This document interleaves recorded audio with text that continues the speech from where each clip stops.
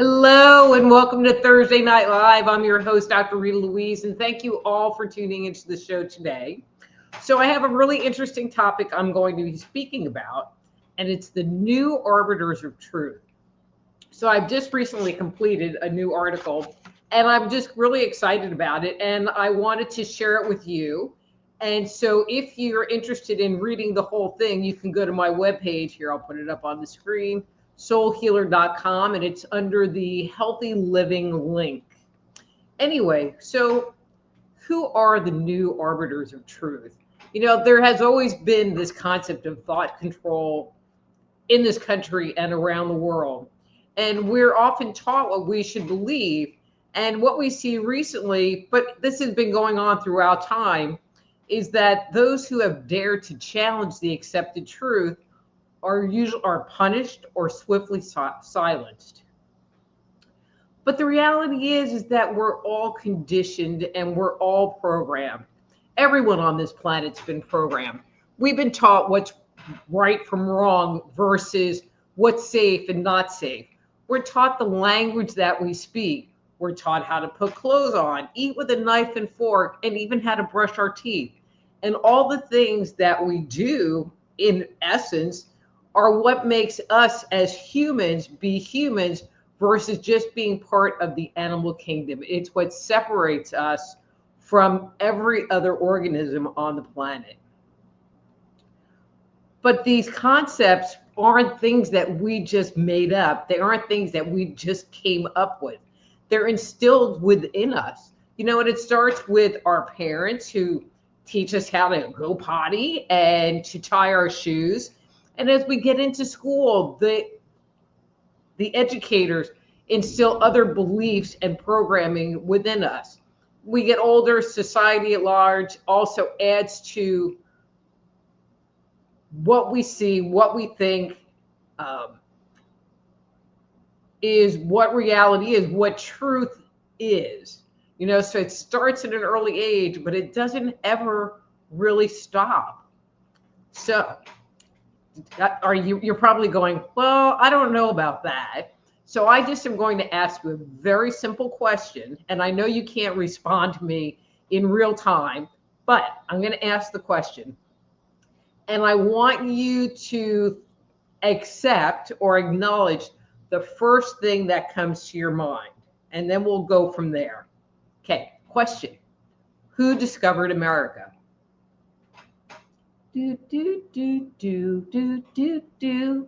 So, I don't know about you, but even when I say this question out loud, in this moment, the first thing that comes into my mind is Christopher Columbus. Who else could it possibly be?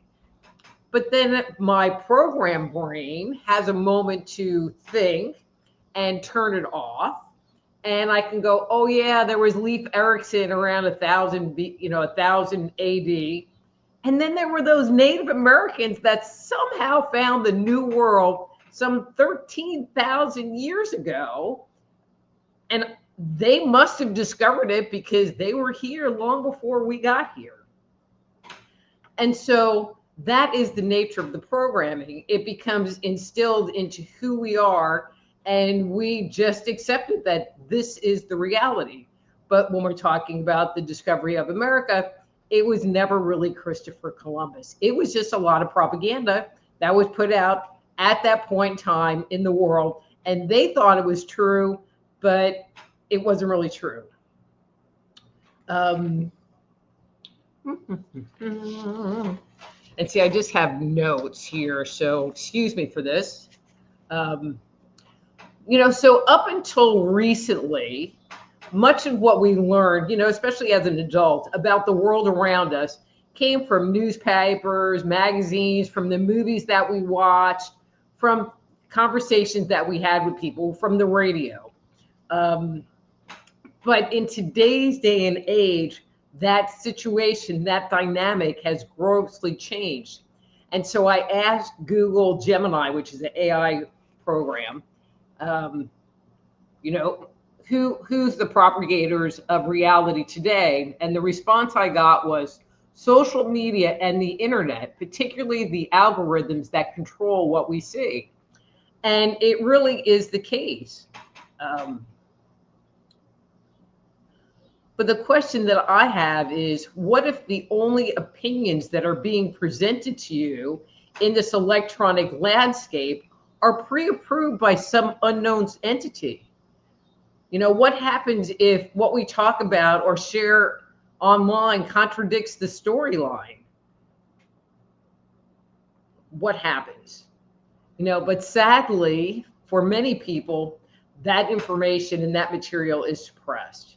And you're probably thinking, that can't possibly be true.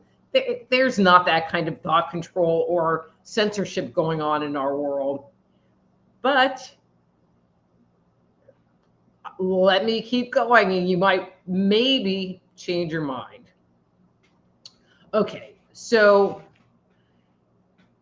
and do I have a date on here? I do not. So during the Cold War, the US government wanted to disseminate propaganda to foreign adversaries to promote the American agenda. And so the State Department created the U.S. Information and Educational Exchange Act of 1948, also known as the Smith-Mundt Act. And what this did was it allowed the government to produce material and then distribute to foreign countries as a way to sway public opinion. That act, the 1948 Act, however, prohibited, it made it illegal for these same publications to be disseminated in the United States. It was not allowed. Enter Barack Obama, and in 2013, he rescinded the United States Education, no, he abolished the Smith-Mundt Act.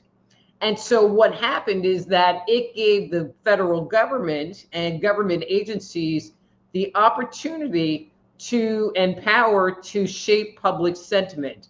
And how did they do that? They did that by releasing government-issued propaganda. Okay. Let's shift topics here just a bit.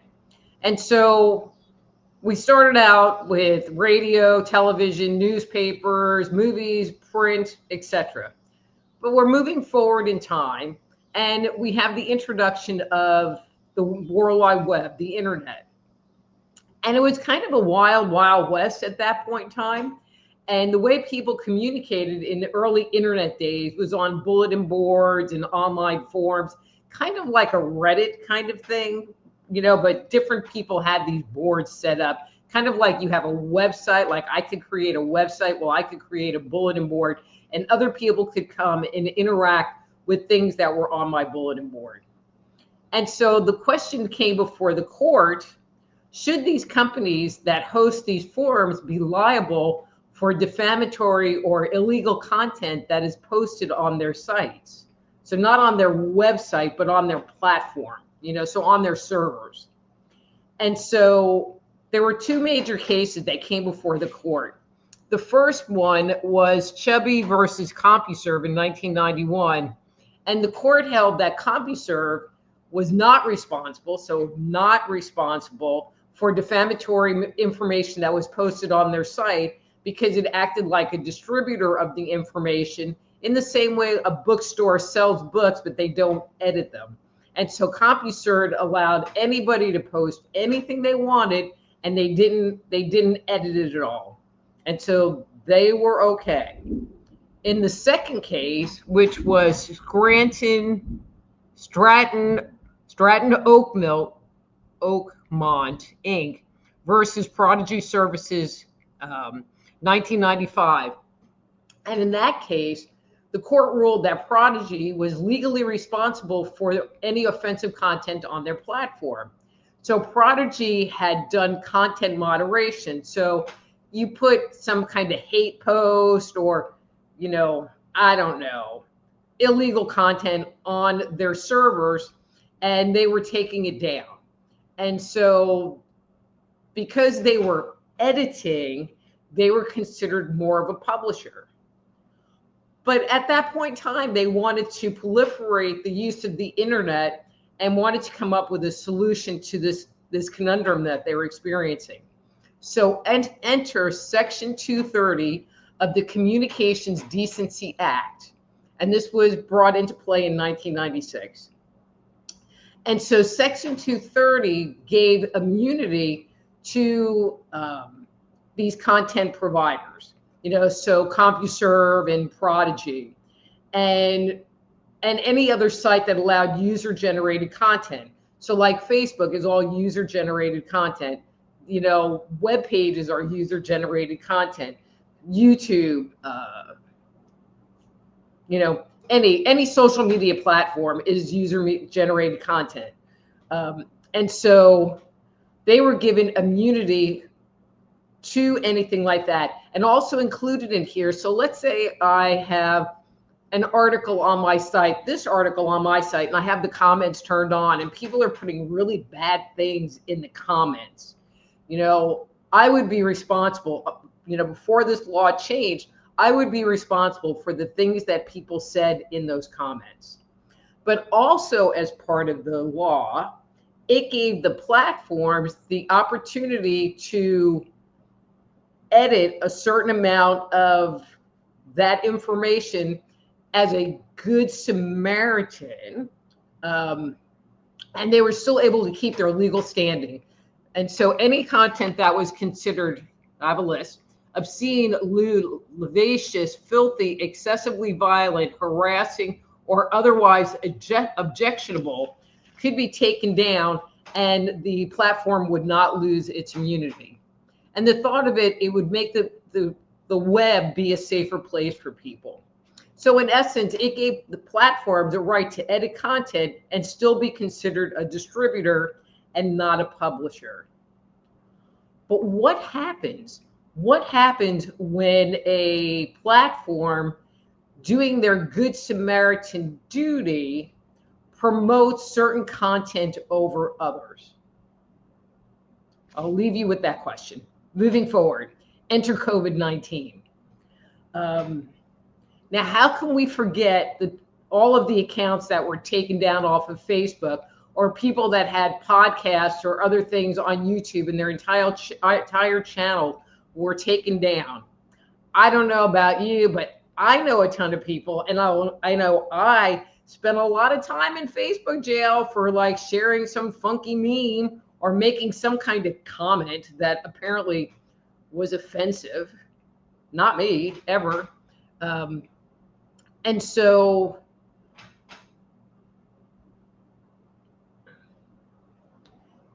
and their reasoning for taking down this material was that they were saving you from being exposed to misinformation or disinformation, or that you might offer an opinion that might mislead the public and cause harm. So they were saving us all through their Good Samaritan work. But websites during that period of time, and so this started in 2019 and continued to like 2022, but websites that had content that went against the accepted storyline were all devalued.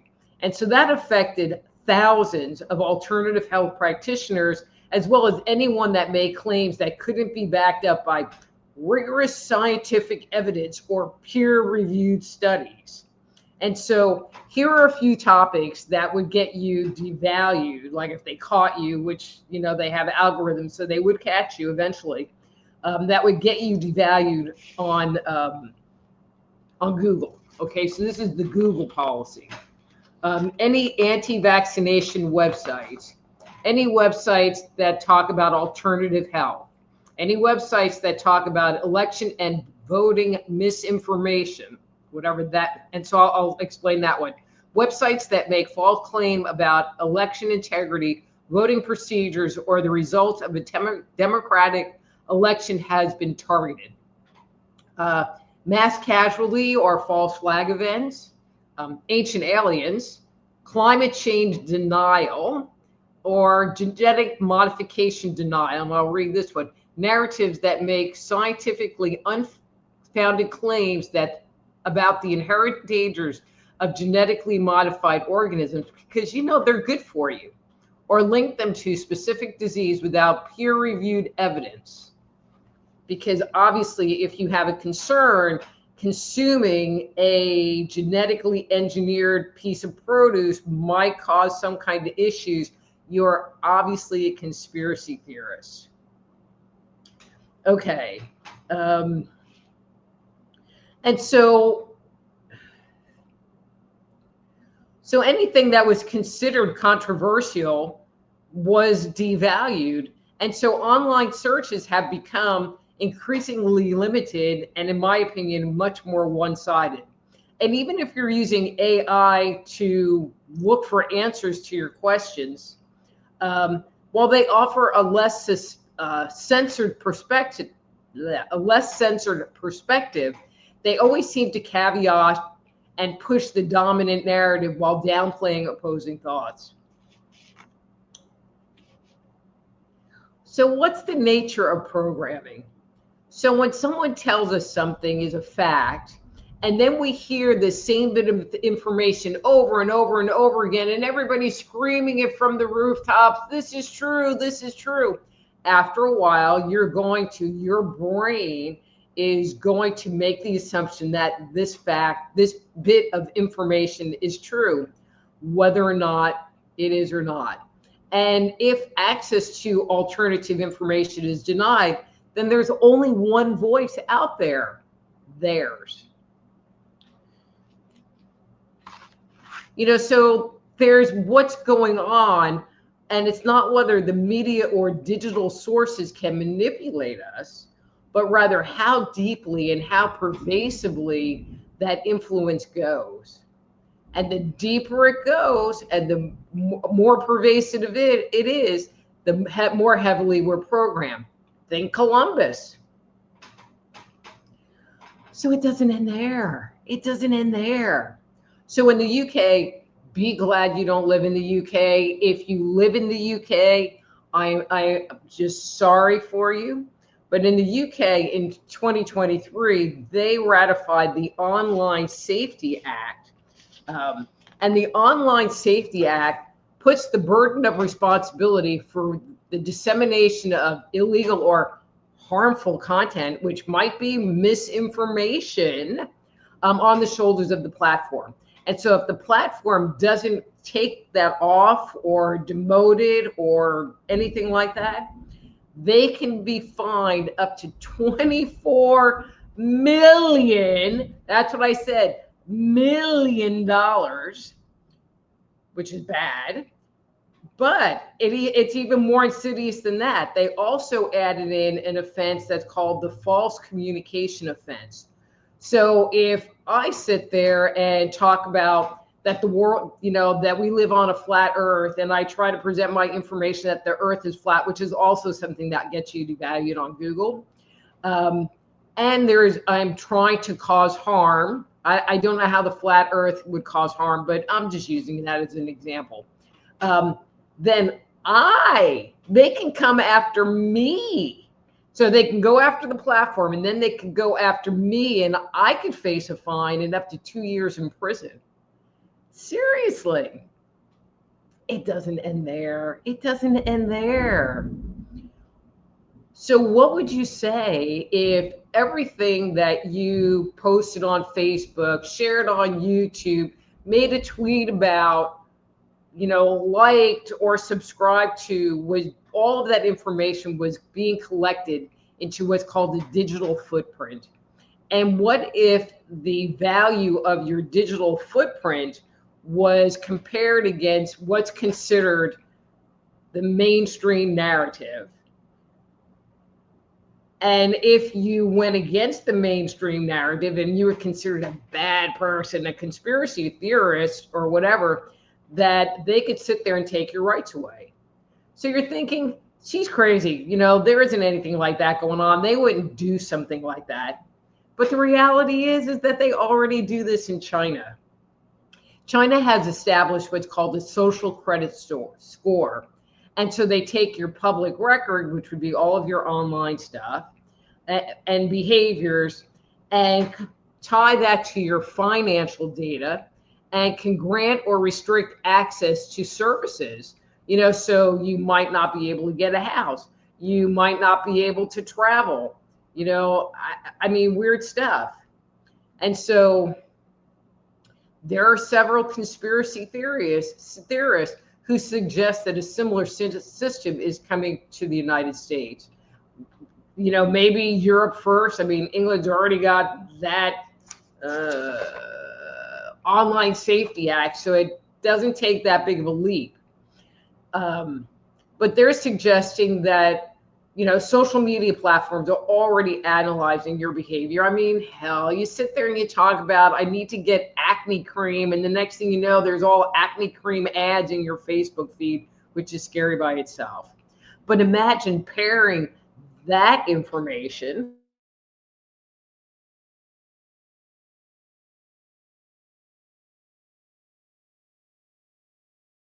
along.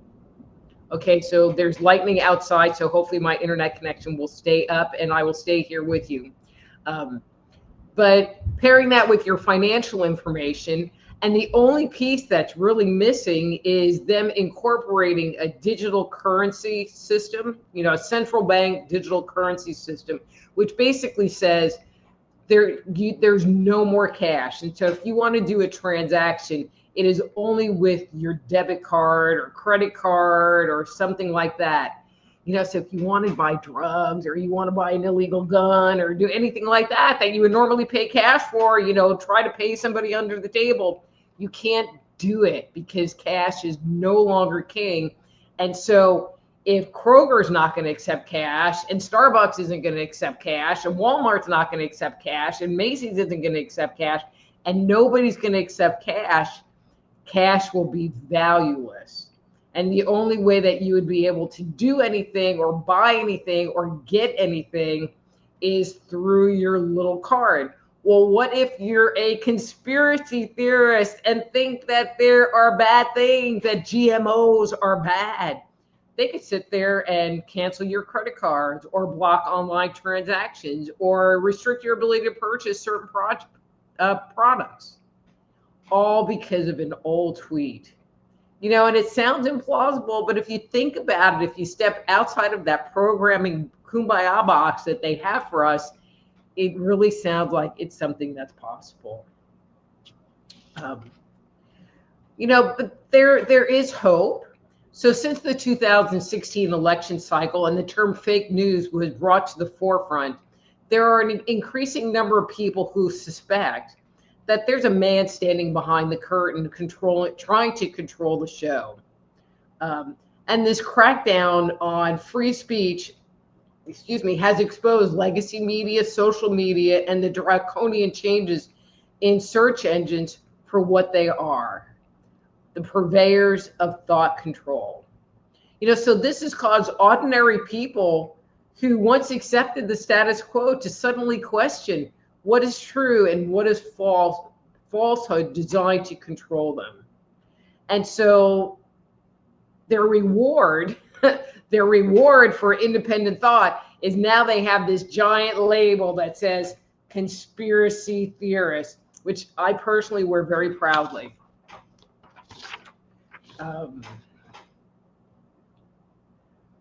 So are we being shaped by a new set of gatekeepers who are wielding a more powerful tools than ever before? Are we unknowingly or mistakenly feeding the very platforms that filter our worldview, that might in the future restrict our choices and punish us for independent thought? Is it a new subtle form of control that preys on our need for connection while quietly directing our thoughts all under the guise of freedom. And I will leave you with that. And I know that that's pretty heavy, but I tell you, I wrote this whole thing in 2 days. It was just like, anyway, guys, so if you would like to read the article, if you would like to reach out to me, my webpage is soulhealer.com. That's soulhealer.com. I would love to hear from you. You can set up a time for a private consultation. If you're listening to this show in a pre-recorded format and you would like to join the fun, because I'm going to start doing free on-air psychic readings as soon as I'm done with this, go to my YouTube channel, which is Just Energy Radio at YouTube, and join the fun. And don't forget to, connect with me on social media, YouTube, Substack, Twitter, and Rumble. This article is also posted on my Substack account, which is at Dr. Rita Louise. I would love for you to come. I post a lot of material on that site. Okay. Anyway, guys, I am going to pop a lozenge because I talked for a long time today, but that's okay because I really felt like I needed to share this information with you guys. So, okay.